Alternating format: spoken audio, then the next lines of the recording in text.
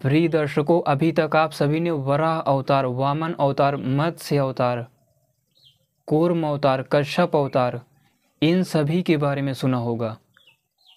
लेकिन आपको पता भी नहीं होगा ये सृष्टि का कितना गहरा साइंस है। ये कोई इतिहास या ऐतिहासिक घटनाएं नहीं है, सृष्टि का बहुत गहरा विज्ञान है।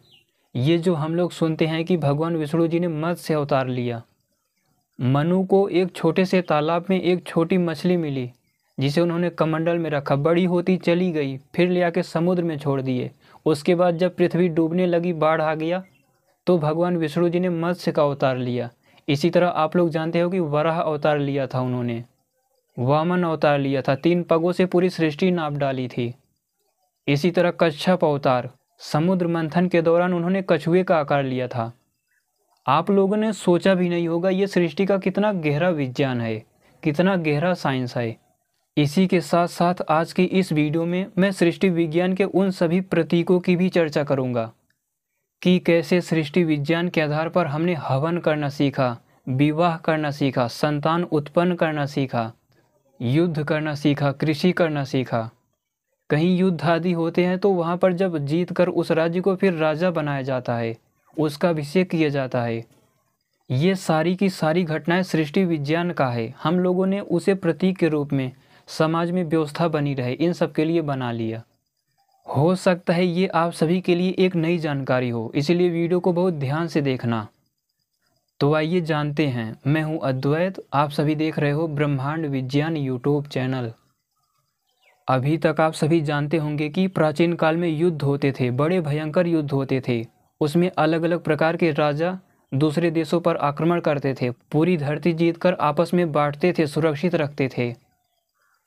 और उसके बाद किसी एक मुख्य राजा को, जो विद्वान हो, वैज्ञानिक हो, योगी हो, महान क्षत्रिय हो, उसे वो लोग सम्राट घोषित कर देते थे। उसके बाद उसे मुकुट आदि पहनाकर उसका अभिषेक किया जाता है। उसके बाद चारों वेदों से राजा संबंधी, इंद्र संबंधी, वरुण संबंधी वहाँ पर मंत्र बोले जाते हैं जब उसे सम्राट घोषित किया जाता है, उसका जब महाभिषेक होता है। प्रिय दर्शकों, ये सब केवल एक प्रतीक मात्र है। ये सब हमने सृष्टि विज्ञान से सीखा है। ये यहाँ पर युद्ध करना, राजा बनाया जाना, उसी वैदिक मंत्रों को जो यहाँ पर आप बोलते हो, यही वैदिक मंत्र पूरी सृष्टि में विद्युत आदि जब पूरी सृष्टि को जीत कर ऋजन प्रक्रिया आगे बढ़ाते हैं, वहाँ पर ये मंत्र उत्पन्न होते हैं। चाहे वो राजा संबंधी हो, प्रजा संबंधी हो, इंद्र संबंधी, वरुण संबंधी हो, वहाँ पर सृष्टि में ये मंत्र उत्पन्न होते हैं। अपने महान पूर्वजों ने क्या किया, जैसे जैसे युद्ध आदि होकर उन्हें राजा बनाया जाता है। राजा होता क्या है? जो प्रजा को नियंत्रित करे, उनके बीच व्यवस्था बनाए, उनकी सुरक्षा करे, उनके बीच रहकर न्याय करे। ऐसा तभी हो सकता है जब राजा की पहुंच हर जगह होती है, अन्याय नहीं हो पाता।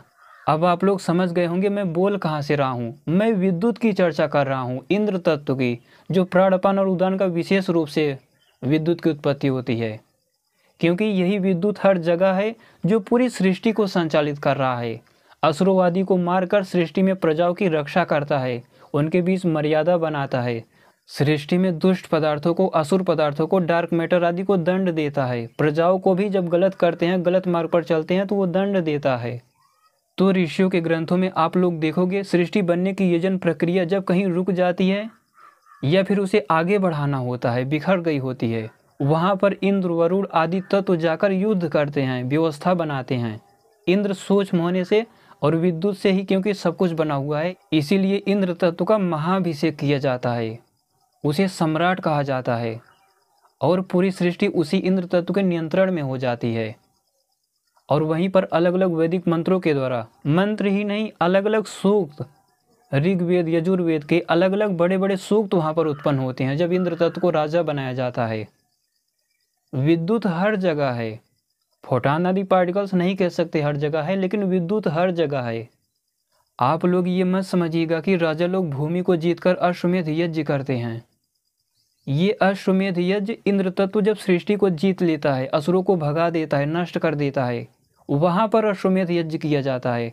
और ये अलग अलग प्रकार के वेदों के सूक्त वहाँ पर राजा संबंधी, इंद्र संबंधी, वरुण संबंधी, क्योंकि इंद्र के साथ वरुण आदि सारे क्षत्रिय पदार्थ होते हैं, वहाँ पर सृष्टि के ब्राह्मण पदार्थों के द्वारा उनका अभिषेक किया जाता है, उन्हें सम्राट पद दिया जाता है। सूक्ष्म प्राणपान आदि के द्वारा अलग अलग वैदिक मंत्र उत्पन्न किए जाते हैं, राजा संबंधी, इंद्र संबंधी, उन्हें तुष्ट करने के लिए, व्यवस्था बनाने के लिए। और हम लोगों ने क्या किया, इसी सृष्टि विज्ञान के आधार पर हम लोगों ने भी प्रतीक बना लिया। चाहे आपका हवन करने का ही प्रतीक हो, पुत्रेष्टि यज्ञ जो करते हो ना, ये सृष्टि में होता है, सृष्टि के पदार्थों के उत्पन्न होने की प्रक्रिया में। ये जो विवाह आदि करते हैं, ये सब हम लोगों ने सृष्टि में ही सीखा है। आप कभी गलती से ये मत सोचिएगा कि विवाह आदि हम लोगों में जो अच्छे प्रकार का होता है, सृष्टि में भी इसी प्रकार का कुछ होता होगा। नहीं, सृष्टि में आपसे भी अच्छे प्रकार का विवाह होता है, वहीं से हम लोगों ने सीखा है। उतनी अच्छी मर्यादा समाज में आप कभी भी बनाकर नहीं रख सकते जिसी मर्यादा सृष्टि में तत्वों में बनती है। हर कोई सृष्टि में राजा नहीं होता, विद्युत ही प्राथमिक राजा है, सबसे महत्वपूर्ण, वो पूरी सृष्टि पर नियंत्रण कर रहा है। ये जो चार्ज वाला विद्युत है, ये नहीं, विद्युत से ही मास चार्ज सबकी उत्पत्ति होती है। इंद्र तत्व की बात कर रहा हूँ मैं, वरुण तत्व की बात कर रहा हूँ मैं। इसी तरह आप सभी ने मत्स्य अवतार की घटना सुनी होगी कि मनु जी नदी में स्नान कर रहे थे, छोटी सी मछली मिली, उन्होंने उसे कमंडल में भर लिया, उसके बाद ले गए, तुरंत ही बड़ी हो गई, छोटे से गड्ढे में डाल दिया, उसके बाद और बड़ी हो गई, तालाब में डाल दिया, और बड़ी हो गई, नदी में डाल दिया, और बड़ी हो गई, समुद्र में डाल दिया। वहाँ पर फिर वो मत्स्य, वो मछली कहती है कि जब संसार में संकट आएगा, पृथ्वी डूबने लगेगी, जलमग्न हो जाएगी, तो मैं आऊँगा। और राजा से कहा कि आप ऋषियों के साथ वहाँ पर खड़े रहना। क्या आप लोग जानते हैं ये कहाँ की घटना है?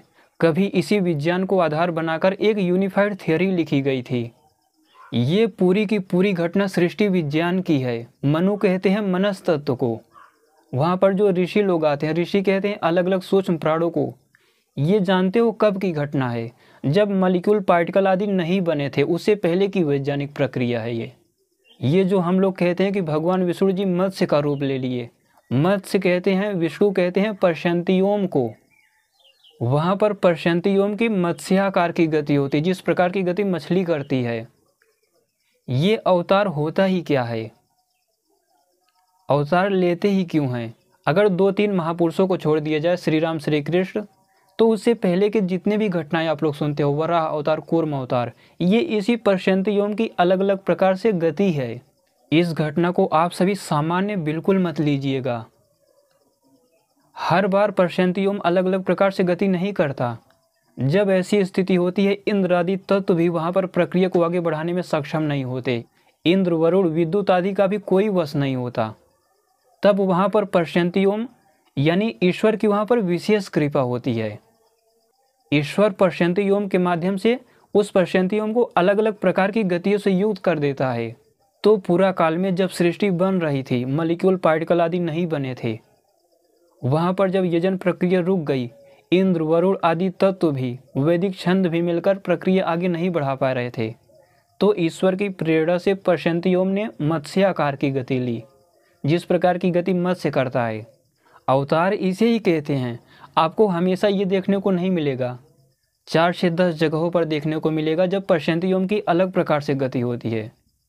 तो यहाँ पर प्रक्रिया आगे बढ़ाने के लिए मत्स्य अवतार मत्स्य की आकार की गति करता है पर्शंतियोम। पर्शंतियोम एक ऐसा वाइब्रेशन है जो मनस तत्व को प्रेरित करके पूरी सृष्टि बना रहा है। वो सर्व जगह सर्वत्र है मनस तत्व की सूक्ष्मता पर।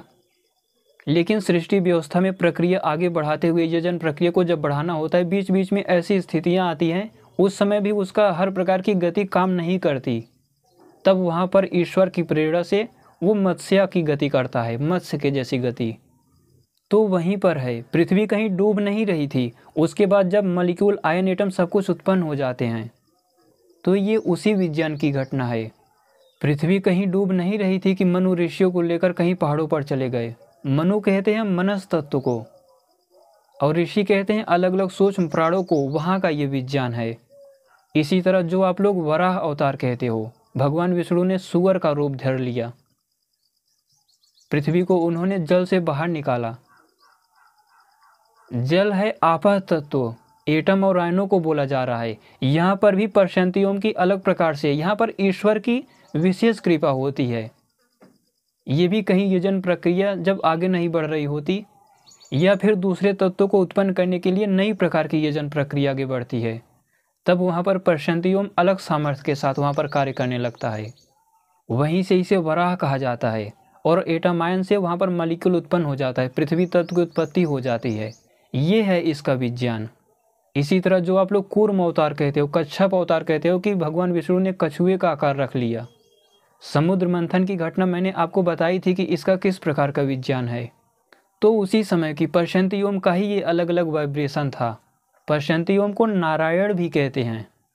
ये जो हम लोग तप करते हैं, कोई बर्फों में बैठा रहता है, उसे लगता है कि मुझसे अधिक तप कोई नहीं कर रहा होगा। हमसे व्यवस्थित, हमसे दृढ़, हमसे अच्छा तप सृष्टि के तत्वों में होता है। अगर सृष्टि में तप, साधना, ध्यान, समाधि, ब्रह्मचर्य ये सब बंद हो जाए सृष्टि के देव आदि पदार्थों में, तो सृष्टि अपने आप बिखर जाएगी, क्योंकि असुर पदार्थों में ये सब नहीं होता। असुर पदार्थ दुष्ट होते हैं, वे जहाँ चाहते हैं जैसे ही भक्षण करते रहते हैं, किडनैप कर लेते हैं, तो उनमें तप आदि कुछ नहीं होता। समाज में भी आप लोग ऐसा देख रहे होंगे। आपको लगता होगा जो हम विवाह करते हैं, हालांकि विवाह भी आज दूषित हो गया है। रात को उल्टे सीधे गाने बजाना या जो भी हो आप लोग देखते होंगे। लेकिन आप लोग विचार करो कि धरती पर सबसे अच्छा विवाह जो सात्विक हो किसका हुआ होगा? उससे भी लाखों गुना अच्छा विवाह सृष्टि में होता रहता है।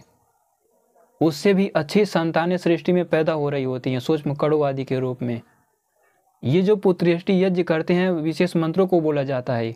ये सृष्टि के कण आदि की उत्पत्ति के समय ये मंत्र उत्पन्न होते हैं। हम लोगों ने मात्र प्रतीक बना लिया, चाहे वो हमारा हवन ही क्यों ना हो। हालांकि इसका उपयोग भी है, क्योंकि सनातन व्यवस्था को बचाए रखने का इससे उत्तम मार्ग हो ही नहीं सकता। ये जो प्रतीक हम लोग सृष्टि विज्ञान से अपनाते हैं, लेकिन इतना पता होना चाहिए कि ये कहाँ से अपना रहे हैं, तभी ये सारी व्यवस्थाएं शुद्ध हो सकेंगी। इस धरती पर ऐसा कोई भी संविधान नहीं है जो समाज को व्यवस्थित चला सके, सुख शांति की स्थापना कर सके, दुष्टों को दंड दे सके। ये सृष्टि विज्ञान को सीखकर उसके प्रतीक के रूप में ही लागू करना होगा, जिसका सबसे बड़ा प्रमाण राजर्षि मनु जी की मनुस्मृति है।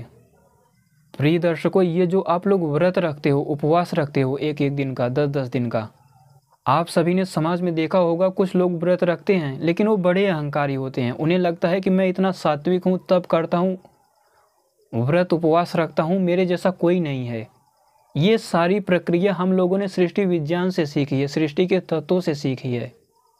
अगर सृष्टि के पदार्थों में सूक्ष्म प्राण, अपान, उदान आदि या इंद्र आदि देव पदार्थ व्रत ना रखें, तो सृष्टि के आगामी अंतरिक्ष हो गया, पार्टिकल हो गए, वैक्यूम एनर्जी, कोई भी उत्पन्न ही नहीं हो पाएगा। पूरी सृष्टि इन्हीं देववादी पदार्थों के व्रत का ही परिणाम है। ये जो समाज में विद्वान लोग आते हैं, बड़े लोग आते हैं, आप लोग खड़े हो जाते हो, उन्हें आसन देते हो बैठने के लिए, भोजन पानी के द्वारा उन्हें तुष्ट करते हो, ये सब भी हम लोगों ने सृष्टि विज्ञान से सीखा है। अन्यथा आप लोग अज्ञानियों में देखिए, ये सब कुछ होता ही नहीं, कोई किसी को पहचानता ही नहीं। शहरों में इसी का प्रचलन है। क्या आप लोग जानते हो, सूर्य बनने की प्रक्रिया में इसी का गहरा विज्ञान है। सोम तत्व जब अलग अलग गति करते हुए विशेष यजन के द्वारा अग्नि आदि सूक्ष्म फोटान आदि कड़ों पर बैठकर रथ के रूप में केंद्र में जाता है, तो वहाँ पर सारे जितने भी ब्राह्मण तत्व होते हैं उसे सूक्ष्म फोटान आदि पार्टिकल रूपी सकट से उतारते हैं, आसन देते हैं, यानी उसे तुष्ट करते हैं। अलग अलग प्रकार के मंत्र उत्पन्न होते हैं वहाँ पर। समाज में भी जहाँ पर आज वैदिक सभ्यता का प्रचलन होगा, वहाँ पर भी कोई विद्वान आदि आता है तो मंत्रों के द्वारा उसका स्वागत करते हैं। आप लोगों ने देखा होगा ये सब सृष्टि में हो रहा है। हम लोगों ने क्या किया, सामाजिक व्यवस्था बनी रहे उसके लिए हम लोगों ने प्रतीक बना लिया। कितना भी हम लोग प्रतीक बना लें, लेकिन उतना स्पष्ट, उतना शुद्ध वो व्यवस्था नहीं बना सकते जो सृष्टि में है।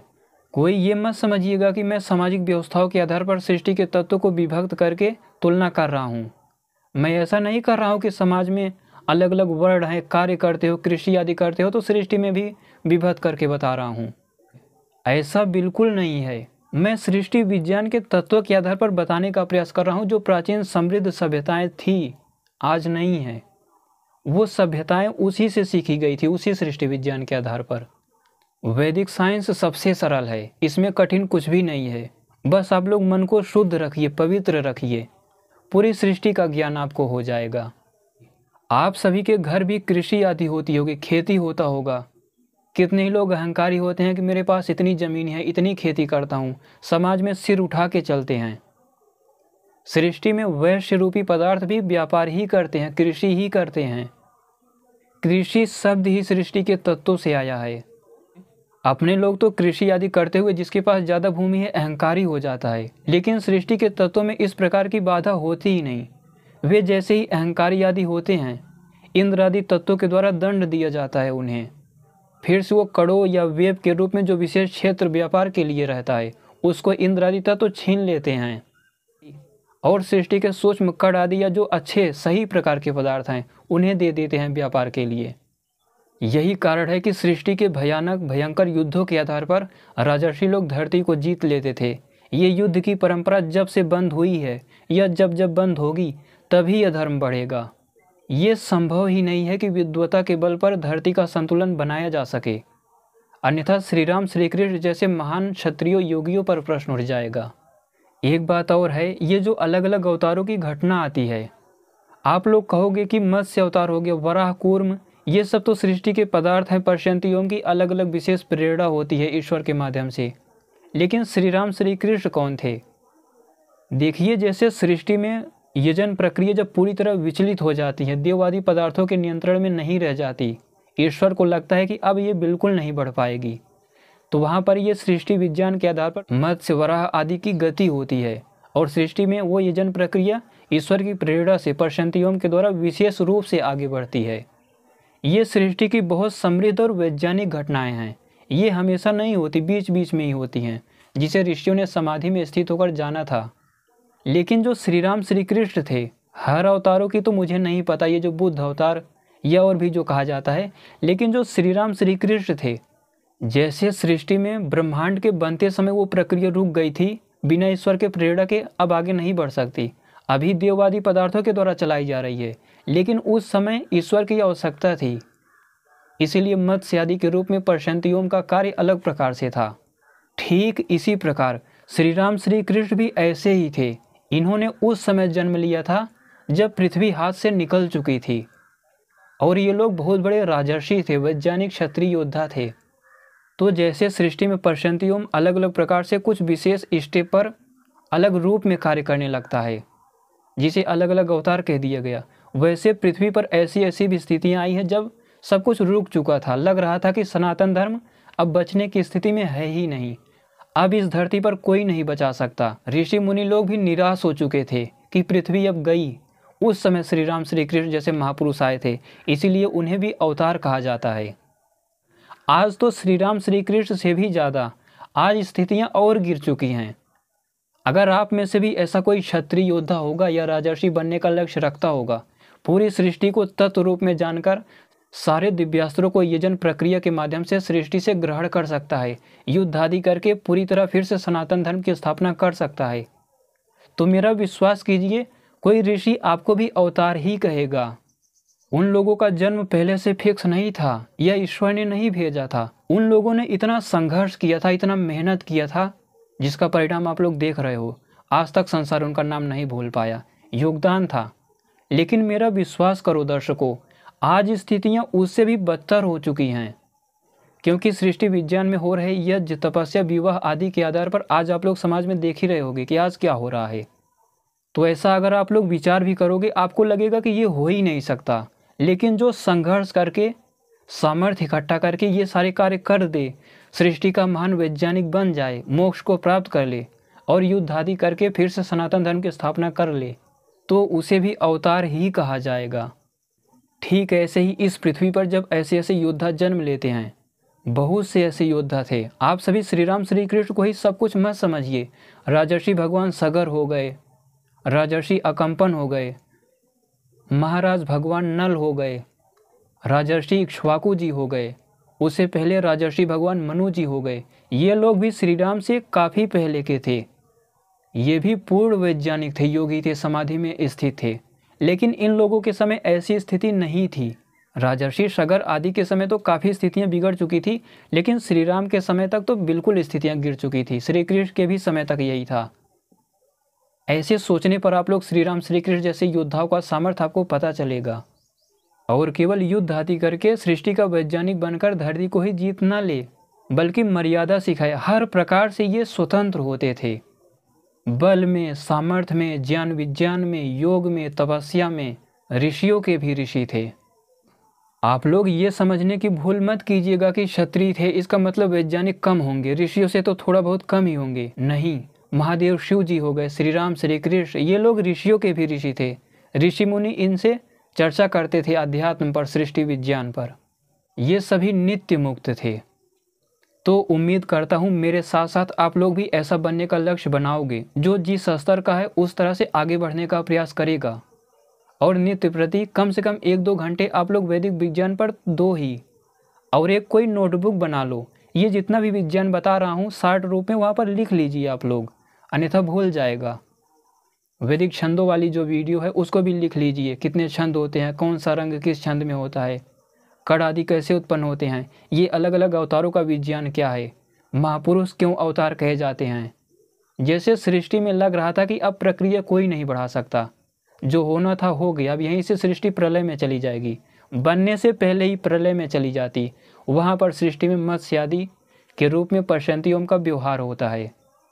ये जो कूर्म अवतार हम लोग कहते हैं, ये पृथ्वी तत्व मॉलिक्यूल के बनने से पहले की घटना थी। एटम आयन आदि बन चुके थे, लेकिन लग रहा था कि अब बिना पर्शंतियों के विशेष प्रकार की गति के अब प्रक्रिया फिर से वहीं से उल्टे महाप्रलय में चली जाएगी। यानी सृष्टि अभी बनी भी नहीं, फिर वो प्रलय की तरफ मुड़ गई। ऐसी स्थितियों में अलग अलग पर्शंतियों के द्वारा गति की जाती है, वो भी ईश्वर की विशेष प्रेरणा होती है यहाँ पर।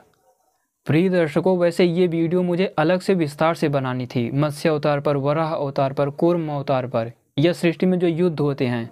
मुझे आगे चलकर ये भी बताना है कि किस प्रकार के तत्व कैसे युद्ध करते हैं, अभिषेक कैसे किया जाता है, सकट या फोटा नदी कड़ू रूपी रथ से कैसे उतारा जाता है, वहाँ पर वेदों के मंत्र कैसे उत्पन्न होते हैं, कौन उत्पन्न होते हैं, कौन से वह सूक्त होते हैं, उनका अर्थ क्या है, इन सबको बहुत विस्तार से मैं बताने वाला हूँ।